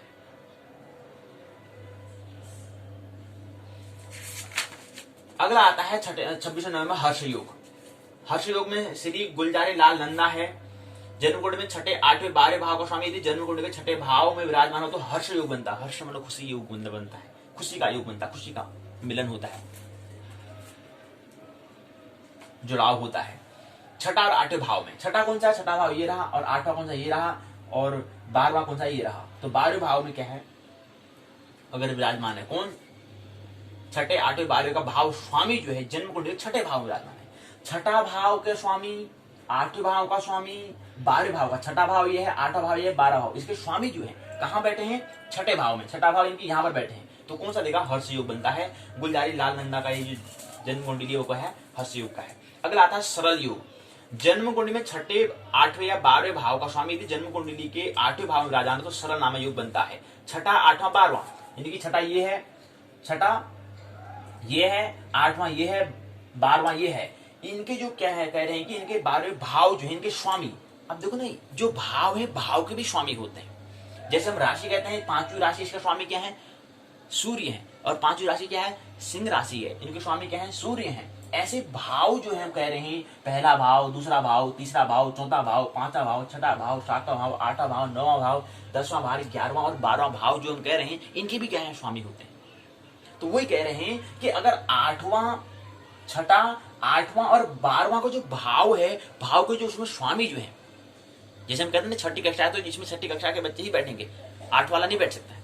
ऐसे यहाँ पर कह रहे हैं कि छठा जो कमरा है और 8वां जो कमरा है और जो 12वां कमरा है, अगर उसमें कोई अन्य उनके ही जो स्वामी, मतलब उनका जो हमने नियम बनाया है कि इसमें यही ग्रह, इस भाव में यही ग्रह बैठेगा, अगर वो बैठे हैं, उनका स्वामी यदि जन्म कुंडली के 8वें भाव विराजमान है, यानी कि छठा, 8वां, 12वां भाव का जो स्वामी है, जो छठे में बैठने वाला है, जो छठे कमरे का जो देख रेख करने वाला वो जो ग्रह है, जो 8वें भाव को जो देख रेख करने वाला जो ग्रह है, 12वें भाव का जो देख रेख करने वाला जो ग्रह है, कमरे को जो देखने वाला है, जो चपरासी जो है उसका देख रेख करने वाला जो है, द्वारपाल जो है पूरी देख रेख करने वाला उसके अंडर में जो है देख रेख करने वाला जो है, अगर वो क्या होते हैं तीनों के स्वामी अगर क्या हो जाए 8वें भाव में अगर विराजमान हो जाए, अगर वो 8वें भाव में आ जाए, 12 वाला आ जाए हो सकता है, या छठा वाला आ जाए या 8 वाला आ जाए, अगर वो 8वें भाव में अगर आ जाता है तो ये सरल योग बन जाता है। इसका नाम क्या बन जाएगा? सरल योग बन जाएगा। जनरल द गोल जो मित्र है उनका ये क्या है? सरल योग बना हुआ है, यह दिखाया गया है। देखो ये जन्म कुंडली में जन्म कुंडली जो दे रहे हैं पर दिया गया है, देखो क्या है आप देखो इसमें कोई देखो यहाँ पर 4 ग्रह हैं, सूर्य हो गया, बुध हो गया, शुक्र हो गया, केतु हो गया, ये 4 ग्रह दिए गए हैं। और नियम क्या कह रहा था कि छठा में होना चाहिए, 8वें में होना चाहिए या 12वें में होना चाहिए। और जो छठा भाव है, जो 8वां भाव है, जो 12वां भाव है, इन 12वें भाव के जो स्वामी होंगे, जैसे हम कह रहे हैं कि 5वीं राशि है, 5वीं राशि की सिंह राशि हमें दिखाई नहीं है, लेकिन हमें ख्याल लेना चाहिए अगर 5वीं राशि है तो उसका स्वामी क्या होता है? सिंह। 5वीं राशि की जो सिंह राशि है उसके स्वामी क्या होते हैं? सूर्य होते हैं। ये हमें पता है, हमें दिखाया नहीं गया, इसमें दिखाने से दिखाया नहीं, लेकिन हमें ख्याल रहना चाहिए, हमें पता होना चाहिए। नियम ऐसा होता है कि जहां पर 5वीं राशि को स्वामी क्या होते हैं? जो 5वीं राशि सिंह राशि के स्वामी सूर्य होते हैं, ये हमें पता है। ऐसे अगर छठा भाव है, छठा भाव में कौन सा स्वामी होता है, कौन उसको देख रहा होता है, कौन सा देख रेख करने वाला होता है, ये हमें पता होना चाहिए। तो वही नियम कह रहे हैं कि सरल योग अगर छठा, 8वां और 12वां में जो स्वामी जो है, जो ग्रह है, अगर वो क्या हो 8वें में आ जाए, तो 8वें में आए तो है यहाँ पर सूर्य, बुध, शुक्र, राहु, सूर्य, बुध, शुक्र और केतु, ये क्या हो सकते हैं? ये छठे के हो या इन 4 ग्रह जो हैं वो छठे का हो सकता है या 8वें का या 12वें का क्या होगा? स्वामी होगा। लेकिन अगर वो यहाँ से अगर देख रेख करके वो यहाँ पर अगर आ जाए, अगर ऐसा योग बन जाए, ऐसा जुड़ाव बन जाए, ऐसा संबंध बन जाए, ऐसा प्रणय बन जाए कि वो क्या 8वें में अगर आ जाए, देख रेख उनको छठा करना है, 8वां करना है, 12वां करना है, देख रेख तो उनको वहां दी है, लेकिन ऐसा योग बन जाता है कि यहाँ नहीं लेकर पूरे यहाँ आ जाता है। तो ऐसा योग, ऐसा मिलन, ऐसा संयोग, ऐसा जो संबंध जो है, ऐसा योग जो है, ऐसा अनुसंधान जो है, ऐसा मिलन जो है, ऐसा संग जो है, ऐसा प्रणय जो है, उसको हम कहेंगे सरल योग कहेंगे। उस योग का नाम, उस मिलन का नाम, उस जुड़ाव का नाम हम सरल योग नामकरण कर देंगे। ये 27 में। 28 में आता है विमल योग। नृत्यांगना साधना बोस जो है उनके मित्र के जन्म कुंडली के माध्यम से हम देखने का प्रयास करेंगे। इसमें कह रहे हैं कि जन्म कुंडली में छठे, 8वें, 12वें भाव के स्वामी 12वें भाव में बैठे, छठा, 8वां, 12वां। फिर वही बात आ रही, छठा भाव, 8वां भाव और 12वां भाव का स्वामी घर क्या है? 12वें भाव में अगर बैठ जाए। इससे पहले इसलिए सरल योग में क्या था? सरल योग में ये था कि छठा, 8वां और 12वां, इनमें से इन तीनों में से जो स्वामी जो भाव जो है, इनके स्वामी जो है वो 8वें में अगर आ जाए, ये 8वें में आ गए थे तो सरल योग बन जाएगा। अब कह रहे हैं कि छठा, 8वां, 12वां का ये तीनों के जो स्वामी है वो यहां ना आकर के 12वें में आकर फिट हो जाए। 12वें में अगर आ जाए, अब सबसे पहले हमें ये जानना, ये हमें शोध करना अनिवार्य है। जैसे हमें ये तो पता है कि 5वीं राशि का स्वामी सूर्य होता है, पहले हमें ये जानना अनिवार्य हो जाता है कि जो 12 राशि उनके स्वामी कौन कौन से हैं। क्यों? क्योंकि यहाँ पर मुख्य रोल किसका हो रहा है? ग्रह का हो रहा है, राशि का हो रहा है, भाव का हो रहा है। इनका ही तो यहाँ पर ज्यादा जन्मांग चक्र जो जन्म कुंडली में कह रही है, इनका ही तो रोल होता है, इनका ही तो यहाँ पर क्या है जिक्र होता है, उल्लेख होता है। अब पता होना चाहिए। अब हमें पता ही नहीं है कि छठे भाव में जो है उसका छठे भाव में कौन सा ग्रह बैठता है, कौन सा ग्रह देख रेख करता है। अगर हमें कक्षा में अगर भाषा अगर लिखा ही नहीं हो तो हम कैसे पता करेंगे? अगर कोई क्लास है, कोई कक्षा है, वो छठी कक्षा नहीं लिखी, अगर बाहर से नहीं लिखा है तो हम कैसे पता करेंगे? बाहर से कोई अनजान व्यक्ति आता है, वो कहता है कि उसका उसने बच्चे को एडमिशन कराया था, प्रवेश कराया था, छठी कक्षा में कराया था, अगर बाहर से लिखा ही नहीं है तो पूछते रह जाएगा वो। अगर ऐसा भी तो हो सकता है कि बिना पूछी भी अगर पढ़ा लिखा होगा तो देख लेगा, हाँ छठी कक्षा है तो बच्चा छठा कक्षा में, मेरा बच्चा भी छठा कक्षा में, तो बच्चा मेरा यही मिल जाएगा। अगर बाहर से कक्षा लिखा ही नहीं हो तो कैसे? तो ढूंढने में बड़ा दिक्कत आएगी, बहुत परेशानी का सामना करना पड़ेगा। तो ऐसी अगर हमें पता नहीं है छठे भाव का स्वामी कौन, जो ग्रह कौन सा है, अगर ये पता है, हमें नहीं पता है, 8वां अगर नहीं पता है, अगर चौथा 12वें नहीं पता है, तो कैसे समझ में आएगा? तो सरल योग में तो यही कह रहा है कि छठा, 8वां और 12वां का जो भाव है, जो भाव के जो कमरे हैं, जो कोष्टक हैं, जो हाउस है, उसके स्वामी, उसके देखने वाले जो चपरासी जो है वो 8वें आ जाए तो सरल योग बन जाएगा। अगर वो 12वें में आ जाएगा तो कौन सा योग बन जाएगा? विमल योग बन जाएगा। ये 28वां चरण में हमने समझा। तो मित्र नृत्यांगना साधना बोस जो है उसका ये मित्र जो है देखो 12 यहाँ पर दिया गया है। अभी बात हमें समझ में नहीं आ रही होगी, अगर ये पता अगर हमें नहीं होगा। आज यहाँ पे देखो मंगल और बुध ग्रह दिए हैं, अभी तो हमें पता ही नहीं कि मंगल कौन से भाव का स्वामी होता है, बुद्ध किस भाव किस कमरे की देखने वाला चपरासी है, ये तो हमें पता ही नहीं अभी। द्वारपाल है, अभी तो पता ही नहीं हमें कौन से दरवाजे को, कौन सा द्वार को देख रेख करने वाला द्वारपाल है, पालने वाला, देख रेख करने वाला जो है, ये पता नहीं है। लेकिन इतना जरूर है कि जो ये यहाँ पर बना रहा है नित्यांगना साधना बोस जो है, वो जो नियम जो हम कह रहे हैं, जो स्थिति की हम बात कर रहे हैं, वो स्थिति के माध्यम से इस जन्म कुंडली में दिखाया गया है। तो निश्चित ही यहाँ पर क्या है, छठा, आठवां, 12वें के स्थान पर स्वामी जो है 12वें भाव में बैठे हैं। तो 12 में मंगल या बुद्ध कोई न कोई क्या है, वो छठे का हो सकता है, 8वें का हो सकता है, या 12वें का, कोई न कोई क्या है, ये मंगल और बुद्ध जो है हो सकता है छठे भाव का स्वामी हो सकता है, छठे भाव का स्वामी हो सकता है, 8वें भाव का स्वामी हो सकता है मंगल बुद्ध, हो सकता है 12वें भाव का स्वामी हो सकता है। इन तीनों में से कोई ना कोई क्या है 12वें भाव में बैठा है, तो विमल योग है। तो हमें ये शोध करना है, ये हमें अनुसंधान करना है कि छठे भाव का स्वामी कौन सा होता है, 8वें भाव का स्वामी कौन सा होता है, 12वें भाव का स्वामी कौन सा होता है। इतना ही नहीं करना है, हमें ये भी करना है, ये भी हमें खोज करनी है कि पहले भाव का स्वामी कौन सा होता है, दूसरे भाव का, मतलब पहले जो कमरा, जो कोष्टक, जो हाउस है, जो कमरा है, उसकी देखरेख करने वाला कौन सा ग्रह है, ये भी हमें पता होना चाहिए। जैसे हमें राशि का पता है कि 5वीं राशि है, तो उसके स्वामी के 5वीं सिंह राशि होती है, 5वीं में कौन सी सिंह राशि होती है, ये भी पता होना चाहिए हमें ये भी पता होना चाहिए 5 अंक लिखा तो 5 अंकों में कौन सी राशि आती है। 12 राशि होती है, 5वें मेष, वृष, मिथुन, कर्क, सिंह, 5वें नंबर में सिंह आता है। अच्छा, 5वें जो अंक है, 5वें नंबर में सिंह राशि आती है, ये भी हमें ख्याल रखना है। ऐसे में फिर रखना है कि पहले भाव में कौन सा ग्रह, ये भी हमें उसका क्रम याद रखना है, तो जाकर फिर ये जो योग बता रहे हैं वो योग हम समझ में आएंगे। अगला प्रक्रम आता है, ये हमने विमल योग देख लिया। अगला अंतिम जो 29वां चरण है वो है, विमल योग हमने देख लिया, अंतिम चरण है परिवर्तन योग।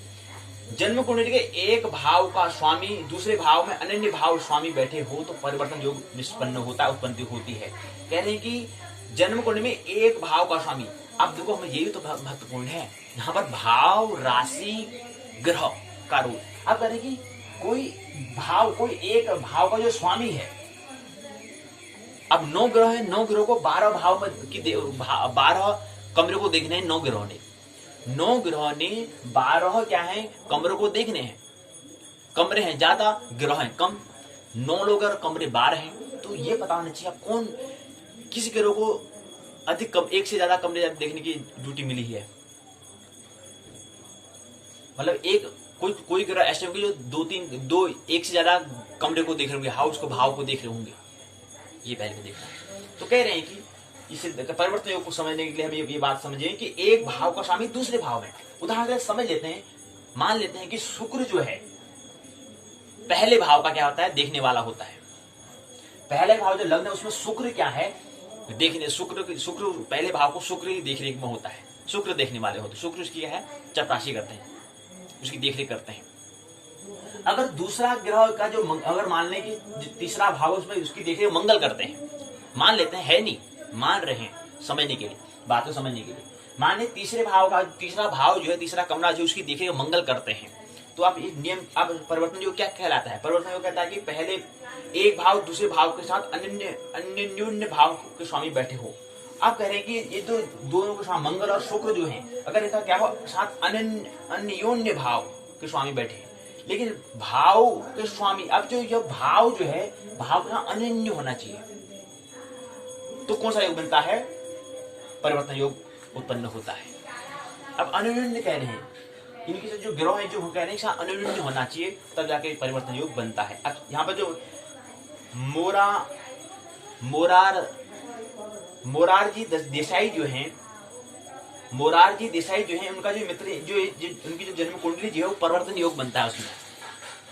अब दिखा है इस कुंडली को देखेंगे तो हमें परिवर्तन योग हमें इसमें मिलेगा।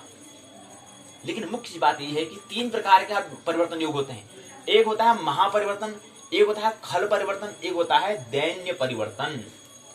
दैन्य, खल और महापरिवर्तन, तो परिवर्तन के भी 3 भाग हो जाते हैं, ये हमें समझना है। पहला होता है महापरिवर्तन, दूसरा खल परिवर्तन, तीसरा दैन्य परिवर्तन होता है। तो यहीं पर क्या है, हमारे 29 चरणों में हमने ग्रह योगाध्याय को हमने समझने का प्रयास किया था। पहली बात समझ में नहीं आएगी, आगे तो हमें अध्ययन करना ही है, लेकिन स्वरूप क्या है, क्या जैसा चीज हमें समझना है, उसको हम समझने का प्रयास हम कर रहे हैं 28 दिवसीय पाठशाला में। कल की पाठशाला में हम समझेंगे गोचर, ग्रह का गोचर क्या होता है, गोचर को हम समझने का प्रयास कल की पाठशाला में करेंगे। कुछ विचार, कुछ नई सोच तरीके हमें विचार हमें करना है कि हमें क्या जैसा ज्योतिष में हमें क्रांति करनी है, उसको लेने का हम प्रयास कर रहे हैं। क्या जैसा हमें करना पड़ता है, कैसे हमें इसमें क्या क्या जैसा हमें अध्ययन करना पड़ता है, उसको देखने का प्रयास यहाँ पर कर रहे हैं। तो यहीं पर पाठशाला का पहला भाग पूर्ण होता है। आइए पाठशाला के द्वितीय भाग में प्रवेश करें। पाठशाला का द्वितीय भाग उत्तराखंड मुक्त विश्वविद्यालय के स्नातक प्रथम वर्ष के द्वितीय प्रश्न पत्र और अंतिम प्रश्न पत्र है। अंतिम प्रश्न पत्र या अंतिम पुस्तक है। अंतिम पुस्तक जो है और विषय तो मनोविज्ञान है, उसका द्वितीय प्रश्न पत्र है PSY 102 मनोविकृत विज्ञान साइकोपैथोलॉजी अब नॉर्मल बिहेवियर। इसके अंदर जो खंड दूसरा है उसके बाद तीसरी इकाई है, और आज जैसी इकाई पूर्ण होगी वैसे खंड दूसरा ही पूर्ण हो जाएगा, क्योंकि एक खंड में 3 इकाइयां हैं। तो 6 खंड है तो 6 3 18 इकाइयां हैं। तो आज हम तीसरी इकाई को लेंगे, दूसरे खंड की तीसरी इकाई। दूसरे खंड का नाम है असामान्य व्यवहार का अध्ययन, स्टडी ऑफ अब नॉर्मल बिहेवियर। हमारा जो अब नॉर्मल जो हम नॉर्मल नहीं है, सामान्य से असामान्य हमारा व्यवहार, हमारा आचरण हो गया है, उसका हम अध्ययन कर रहे हैं, उसका हम स्टडी कर रहे हैं। ये हमारा असामान्य व्यवहार क्यों हो या किस कारण से हो जाता है, उसको समझने का हम प्रयास खंड 2 में कर रहे हैं। अब नॉर्मल बिहेवियर, स्टडी ऑफ अब नॉर्मल बिहेवियर को। इसके अंदर तीसरी इकाई में आज हम स्वप्न विश्लेषण एनालिसिस करेंगे, विश्लेषण करेंगे स्वप्न का अर्थात ड्रीम का। तो ड्रीम जो हमारे हैं, जो स्वप्न हमारे होते हैं, उसका हम एनालिसिस करेंगे, उसको हम समझने का प्रयास करेंगे आज की पाठशाला में। इसके अंतर्गत हम 12 चरणों में इसको समझने का प्रयास करेंगे। पहला चरण प्रस्तावना, दूसरा उद्देश्य, तीसरा है निद्रा का स्वरूप क्या होता है, नेचर क्या होता है, जो हमारी नींद आती है, जो हमको नींद आती है उसका स्वरूप क्या है। अगला है इसका प्रकार, इसके प्रकार क्या हैं, इस पर बात हम करेंगे।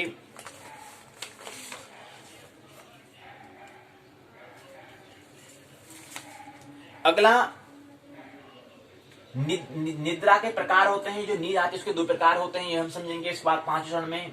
चौथे चरण में निद्रा के प्रकार, तीसरे चरण में निद्रा का स्वरूप नेचर, चौथे में निद्रा के प्रकार 2 प्रकार होंगे, पांचवें में चरण में निद्रा की अवस्था 1 2 3 4 5 अवस्था है, 5 स्टेट से होती है, उसको समझने का प्रयास। छठे में हम सोते क्यों हैं और निद्रा योग क्या है, इसको समझने का प्रयास हम छठे चरण में करेंगे। इसके अंतर्गत 4 चरण इसके होंगे, साथ एक बिंदु एक बात और हमें ख्याल रखनी होगी। 7वां है स्वप्न का विश्लेषण करना है, हमें जो ड्रीम जो है उसका विश्लेषण कैसे करना है, एनालिसिस कैसे करना है, एनालिसिस हमें कैसे करना है, एनालिसिस हमें कैसे करना है, विश्लेषण हमें कैसे करना है, उसको समझने का प्रयास हम यहाँ पर 7वें चरण में करेंगे। साथ ही साथ विशेषता के अंतर्गत 1 2 3 4 5 6 विशेषता, 6 बात हमें ख्याल रखनी है विशेषता को समझने के लिए, क्वालिटी को समझने के लिए, गुण को समझने के लिए। 8वें चरण में स्वप्न का प्रकार होते हैं। नींद भी 2 प्रकार की होती है, हमें ख्याल रखना है, अभी समझेंगे हम। अगर स्वप्न भी 2 प्रकार के होते हैं वो हम समझेंगे, साथ ही साथ कुछ बातें और हमें ख्याल रखेंगे, कुछ तथ्य और समझने होंगे। पहला, दूसरा, तीसरा, चौथा, 5वां, 6वां, 7वां, 7 तथ्यों को हमें ख्याल रखना होगा, उसको हमें बातें कुछ बात ख्याल रखनी पड़ेंगी। 2 2 4 2 6 7 बातें ख्याल रखनी है, किसमें स्वप्न के 2 प्रकार हैं, साथ साथ में 7 बातें और हमें ख्याल रखनी है 8वें चरण में। 9वें चरण में स्वप्न पर विचार हमें करना है, 2 2 4 2 6 7 इसके प्रकार भाग दिए हुए हैं, 7 भाग में समझने का प्रयास करके स्वप्न पर विचार, जो विचारधाराएं हैं, जो विचार, जो उनके थॉट्स हैं, जो आइडियाज जो हैं स्वप्न पर जो इन्हें विचार दिए गए, वो 7 विचारों को हम समझने का प्रयास करेंगे। जो अन्य व्यक्तियों के दृष्टिकोण होंगे, अपनी विचारधाराएं होंगी, अपनी धारणा होंगी, उसको समझने का प्रयास करेंगे 9वें चरण में। 10वें में स्वप्न के दैहिक सह संबंध, जो स्वप्न है उसका दैहिक मतलब दैहिक, दैविक, भौतिक। दैहिक मतलब होता है शरीर में, देह, देह शब्द आपने नाम सुना, देह मतलब शरीर, तन। तो स्वप्न का दैहिक सह संबंध क्या है, स्वप्न का शरीर से क्या संबंध है, सह संबंध क्या है, इसके अंदर 2 बातें हम समझेंगे। उसके बाद 11वां है स्वप्न का आयु और यौन पर प्रभाव क्या होता है। जो स्वप्न, जो ड्रीम जो हमारे होते हैं, उसका हमारे आयु पर, हमारे उम्र पर क्या, हमारी एज पर क्या फर्क पड़ता है, और साथ साथ यौन पर, काम पर क्या प्रभाव पड़ता है, क्या इफेक्ट पड़ता है, इसको समझने का प्रयास 11वें चरण में। 12वें चरण में और साथ साथ ख्याल रखें स्वप्न का आयु और यौन पर क्या प्रभाव पड़ता है ये हम बात कर रहे हैं। इसके हम यहाँ पर समझने के लिए हमें पहला भाग, 2 भाग, 3, 4, 5 भागों में समझने का प्रयास करेंगे। स्वप्न का आयु पर, यौन पर, काम पर और एज पर क्या प्रभाव पड़ता है। इसके लिए हमें 1 बात, 2 बात, 3, 4, 5 भागों में इसको समझेंगे। साथ ही साथ 3 बातें और हम समझेंगे। उसके बाद फिर 12वां चरण आएगा, सिद्धांत क्या है। जो स्वप्न विश्लेषण करने के लिए जो हम करते हैं उसका विश्लेषण, उसका सिद्धांत, थ्योरी क्या होती है, इसको समझने का प्रयास करेंगे। इसके अंदर 1, 2, 3, 4, 5, 6, 7 सिद्धांत को लेने का, 7 बातें या 7 सिद्धांत या 7 कम से कम तथ्यों को लेने का प्रयास करेंगे। उसके अंत 17 लघु, अति लघुत्तरी, लघुत्तरी और दीर्घोत्तरी प्रश्न होंगे। 17 तरह के कुछ प्रश्न होंगे जो तीन प्रकार के होंगे। अति लघुत्तरी, लघुत्तरी और दीर्घोत्तरी प्रश्नों को हम लेंगे, विचार नहीं करेंगे, डिस्कस नहीं करेंगे, केवल लेंगे वो 17 प्रश्न क्या है। 17 प्रश्नों को लेने के साथ क्या करेंगे, पाठशाला को विराम कर देंगे, एक इकाई को भी विराम देंगे, खंड को भी विराम देंगे और पाठशाला को भी अपनी बात को भी पूर्ण कर देंगे। आइए प्रवेश करें।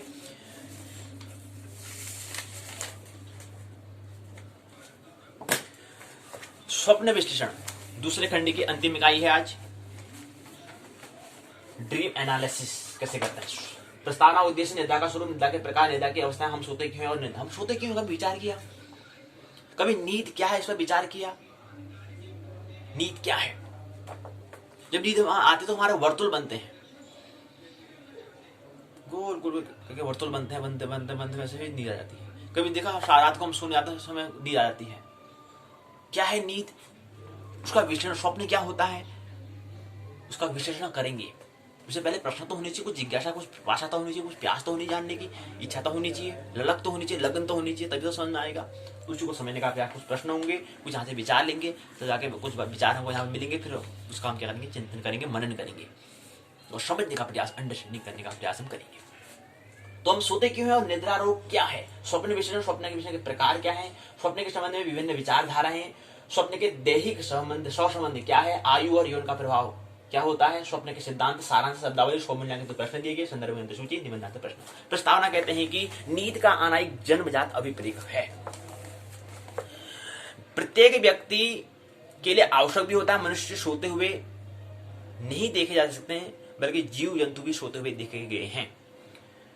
मनुष्य ही नहीं सोता है, बल्कि क्या है, जीव जंतु भी सोता है। नींद के स्वप्न, नींद जब आती है उसके बाद स्वप्न भी हमें दिखाई जाना एक आम बात होती है। नींद आती है तब जाके आगे स्वप्न होता है। एक होता है कि जागे हैं तब भी स्वप्न देखना होता है। बच्चा हो या बड़ा, प्रत्येक व्यक्ति के लिए मुख से अक्सर सुनने को मिलता है कि आज उसने एक अच्छा स्वप्न देखा या बुरा स्वप्न देखा। कभी तो हम सुबह उठने के साथ ही स्वप्न भूल भी जाते हैं, कभी स्वप्न सच होते हुए देखे जाते हैं। स्वप्न क्या है, ड्रीम क्या है, सपना क्या है, यह हमें क्यों दिखाई देते हैं, जानने के लिए हमें नींद का अध्ययन हमें करना पड़ेगा। अब स्वप्न का हम एनालिसिस कर रहे हैं, उससे पहले हमें किसका अध्ययन करना पड़ेगा, क्योंकि स्वप्न किसका हिस्सा है, नींद का, निद्रा का। इसलिए हमें निद्रा का क्या करना पड़ेगा, पहले अध्ययन करना पड़ेगा। निद्रा का अध्ययन करते करते हम स्वप्न को भी समझने का प्रयास करेंगे।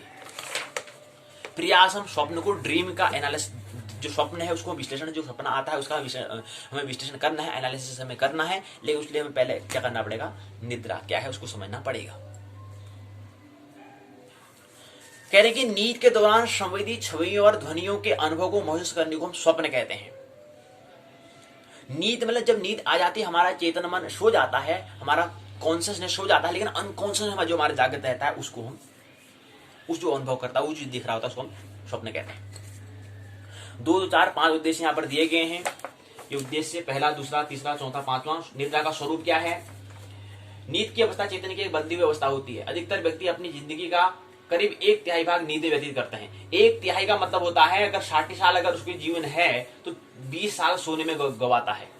1/3, 1/3 मतलब होता है कि कुल परिणाम 3 है, यानी कि 20, 20, 20, 60 को हमने 3 भाग कर दिए तो कुल परिणाम कितने हो गए, 3 हो गया। और एक परिणाम क्या है, 20, 20 या 60, तो 1/3 का मतलब होता है कि 20 साल सोने में व्यतीत करता है। प्रत्येक घंटा अगर 8 घंटे सोता है तो। नींद की अवस्था में व्यक्ति सुप्तावस्था में भी होता है। जब व्यक्ति नींद की अवस्था में होता है तो शारीरिक क्रिया तेजी से काम कर रही होती है। हम सो रहे नहीं, शारीरिक क्रिया तब भी कर रही होती है। व्यक्ति आंख बंद कर लेता है, व्यक्ति का मस्तिष्क ज्ञानेंद्रिय सूचना प्राप्त करता रहता है, लेकिन उसका विश्लेषण नहीं कर पाता है। नींद के दौरान हृदय और श्वास की गति धीमी पड़ जाती है। जब नींद गहरी नींद होती है तो हम श्वास पर रात्रि को हम नाभि से लेते हैं, ये हमें ख्याल रखना चाहिए। रात को हम इतने जब सो जाते हैं तो हमारा फिर श्वास कहां से आती है? नाभि के तल पर, नाभि से आती है, नेवल। नींद के दौरान हृदय श्वास की गति धीमी बढ़ जाती है। वैज्ञानिक नींद का अध्ययन करने के लिए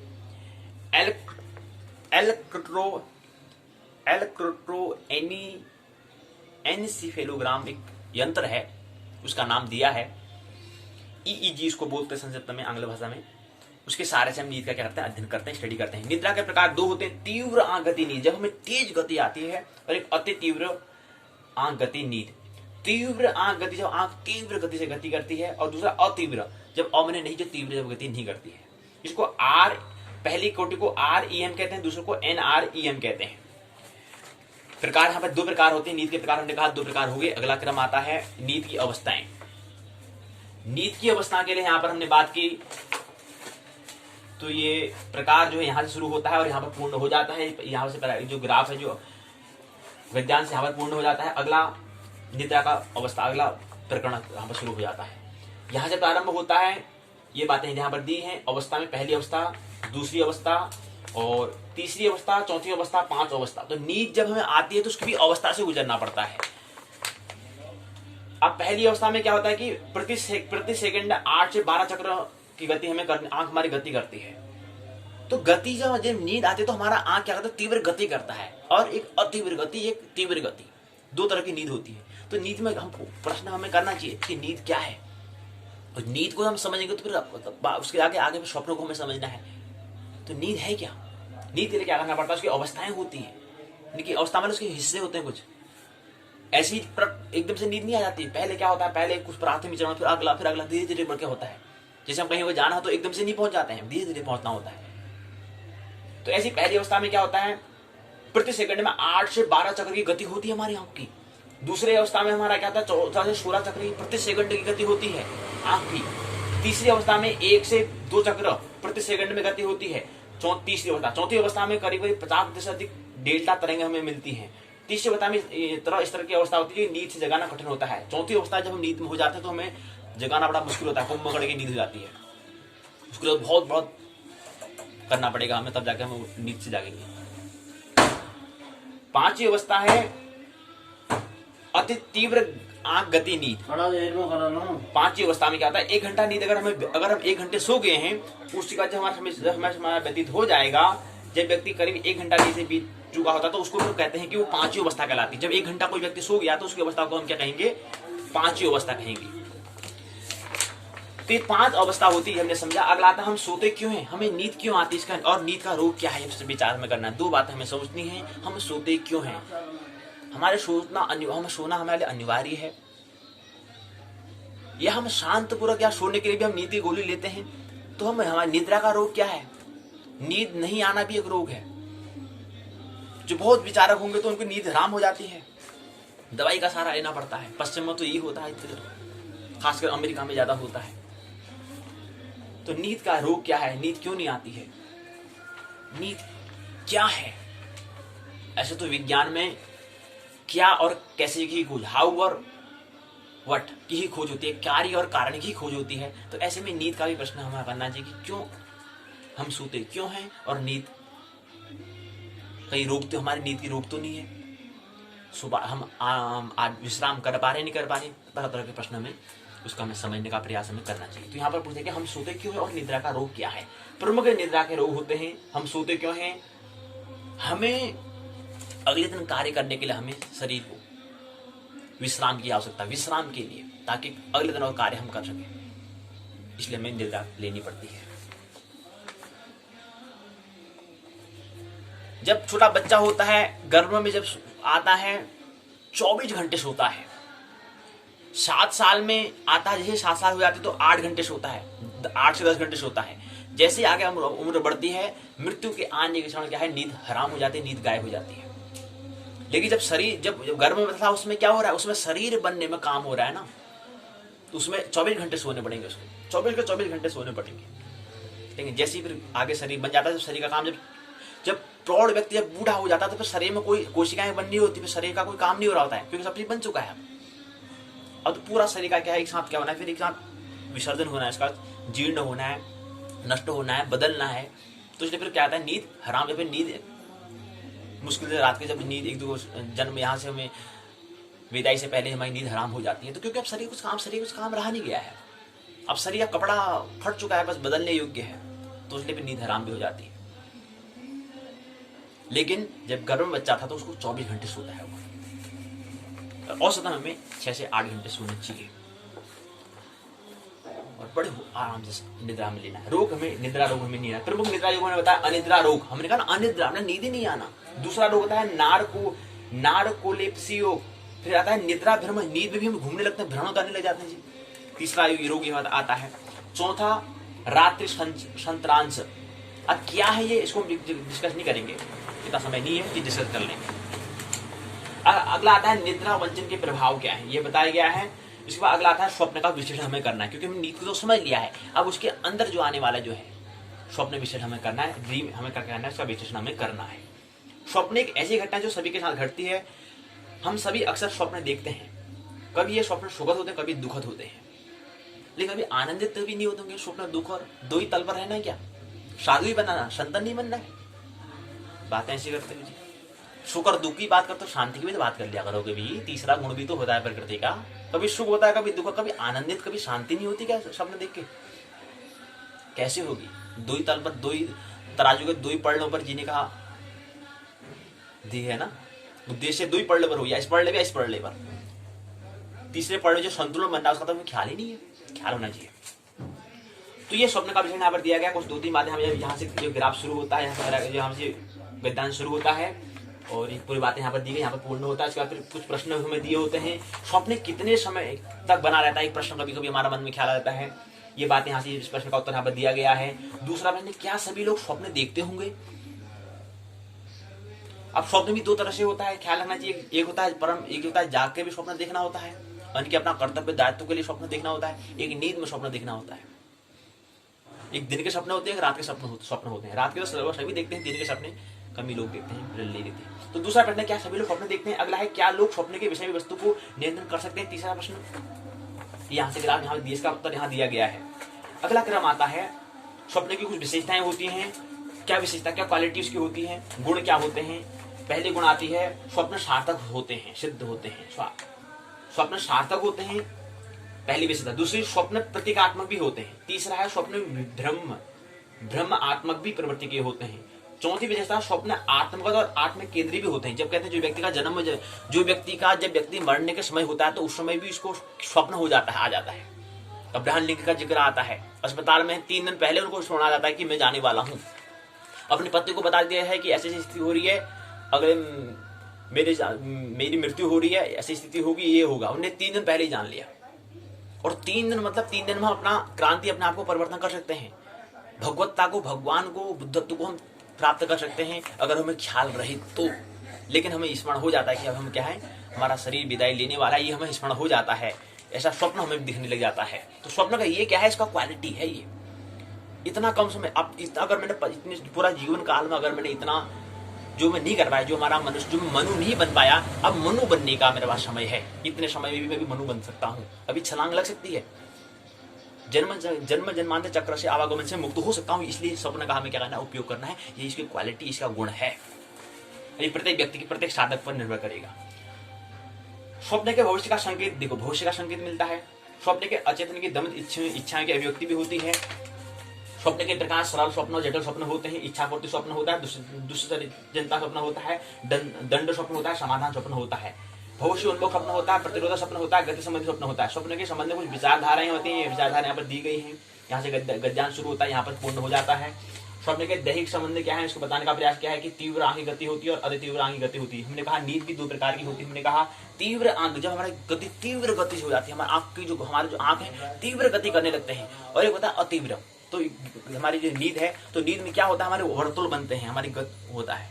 तो विचार करें कि नींद है क्या, उसका हमें एनालिसिस, नींद पर हमें विचार करना चाहिए कि नींद है क्या। फिर 2-3 बातें हमें दी गई है। ई वही मतलब तीव्र आंख गति को दिया गया, और फिर अतीव्र गति आंख गति को दिया है। अतीव्र आंख गति की बात की गई है। तो स्वप्न का आयु और यौन पर क्या प्रभाव पड़ता है, इसके लिए 2-3 बातें यहाँ पर दी गई है। पहला, दूसरा, तीसरा, चौथा, पांचवा। स्वप्न आयु पर, उम्र पर क्या प्रभाव पड़ता है उसका, और यौन पर क्या प्रभाव पड़ता है, काम पर क्या प्रभाव पड़ता है, इसको यहाँ पर दिया गया है। कुछ स्रोत को सामग्री दिए हैं, 3 प्रकार के स्रोत दिए हैं, विगत अनुभव, शैशवकालीन अनुभूति और दैहिक स्रोत यहाँ पर दिए गए हैं। स्वप्न का सिद्धांत, अलौकिक सिद्धांत, स्वप्न सिद्धांत दिया गया है, मनोवैज्ञानिक सिद्धांत यहाँ पर दिया गया है। अगला क्रम आता है स्वप्न विश्लेषण के संबंध में फ्राइड, यूंग और एडलर की व्याख्या दी गई है। फ्राइड की व्याख्या और यूंग की व्याख्या, एडलर की व्याख्या, तीन मित्रों की यहाँ पर व्याख्या दी गई है। स्वप्न के बारे में कुछ बात किया गया है कि उन्होंने कहा कि एक व्यक्ति अगर स्वप्न देखता है तो मैं अपनी माँ और बहन के साथ सीढ़ियों पर चढ़ रहा था, सीढ़ी चढ़ते चढ़ते हम लोग ऊंचे स्थान पर पहुंचे, तब मुझे पता चला कि मेरी बहन को बच्चा होने वाला है। तो ये क्या है, स्वप्न विषय उदाहरण बताया कि फ्राइड की व्याख्या देखी है, यूंग की व्याख्या और एडलर मित्र, जो तीन मित्र हैं, फ्राइड है, यूंग है और एडलर, उन्हें बताने का प्रयास किया गया है। उसके बाद सारांश वो बातें दी गई है। नींद की अवस्था प्रत्येक मनुष्य की होती है, सारांश बात दी गई है। तीनों की यहाँ पर फ्राइड, यूंग और एडलर की व्याख्या तो होगी, फिर उसका सारांश यहाँ पर पूरी जो पाठ है इसका पूरा सारांश यहाँ पर दिया गया है, निचोड़ यहाँ पर दिया गया है, शब्दावली दिया है। दैहिक मतलब होता है शारीरिक, मतलब हो गया। स्वमिनांग तो कुछ प्रश्न यहाँ पर दिए गए हैं, संदर्भ के अंदर सूची दी है। निबंधात्मक प्रश्न यहाँ पर दिए गए हैं। निबंधात्मक प्रश्न पूछा गया है। पहला प्रश्न है, तीन प्रकार के प्रश्न है, अति लघुत्तरी, लघुत्तरी और दीर्घोत्तरी प्रश्न। तो पहले लघुत्तरी में 8 प्रश्न है, अति लघुत्तरी में 8 प्रश्न है, लघुत्तरी में 1 2 3 4 5 6 7 प्रश्न पूछे गए हैं, दीर्घोत्तरी में 2 प्रश्न पूछे गए हैं, अर्थात कुल मिलाकर 17 प्रश्न हैं।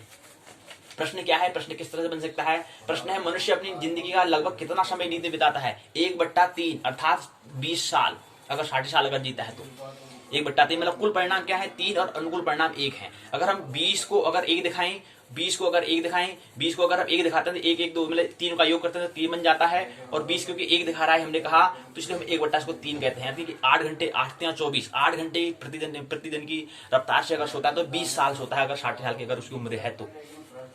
ऐसे अन्य अपने समय की गणना कर लें, कितने साल अगर आपको जीना है, कितने समय आपको जी रहे हैं, उसकी गणना कर सकते हैं। लेकिन औसत क्या है, 1/3।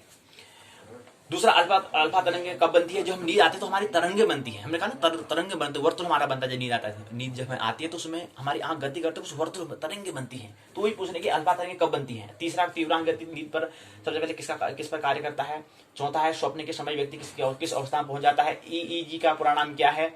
आंख की तीव्र गति को हम बोलते हैं ईईजी, आंग्ल भाषा में संक्षिप्त में। अगला आता है मस्तिष्क तरंगा मापन किसके द्वारा किया जाता है, वो हमने बताया था, उस यंत्र का नाम। स्वप्न कितने प्रकार के होते हैं, स्वप्न के फिर मुक्ति स्रोत और सामग्री क्या है। ये लघुत्तरी क्या है, 8 प्रश्न। अति लघुत्तरी में पहला है नींद की मुख्य अवस्थाएं क्या है। दूसरा, नींद न आने पर व्यक्ति को कौन कौन सी बीमारी हो जाती है। नींद हराम हो जाती है तो कौन सी बीमारी होती है। पश्चिम में ये हो रहा है, उसके लिए हमें दवाई लेनी पड़ती है पहले से भाई, तब नींद आएगी। तीसरा होता है व्यक्ति के लिए नींद क्यों आवश्यक है।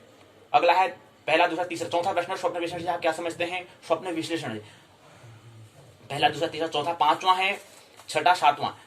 पांचवा प्रश्न, स्वप्न के दौरान शारीरिक गतिविधि में होने वाले परिवर्तन क्या है। छठा है दैहिक संबंधता से स्वप्न का क्या संबंध है। सातवां, स्वप्न हमारे आयु और यौन पर क्या प्रभाव डालते हैं। प्रश्न 7 प्रश्न पूछे हैं लघुत्तरी। दीर्घोत्तरी 2 है, निद्रा के स्वरूप प्रकार का वर्णन कीजिए, पहला प्रश्न। दूसरा है स्वप्न विशेष से आप क्या समझते हैं, स्वप्न के सिद्धांत पर विस्तार से व्याख्या कीजिए। यहीं पर क्या है, पाठशाला पूर्ण होती है। यानी पाठशाला का मतलब पाठ पूर्ण होता है, पाठशाला पूर्ण होती है। मानना नहीं है, मानने की कोई भी आवश्यकता नहीं है, जानने की आवश्यकता है। मेरी बातों को प्रेम पूर्वक शांति को सुना, बहुत बहुत अनुग्रहित हूँ। अंत में सबके भीतर बैठे हुए परमात्मा को प्रणाम करता हूँ। मेरा प्रणाम स्वीकार करें।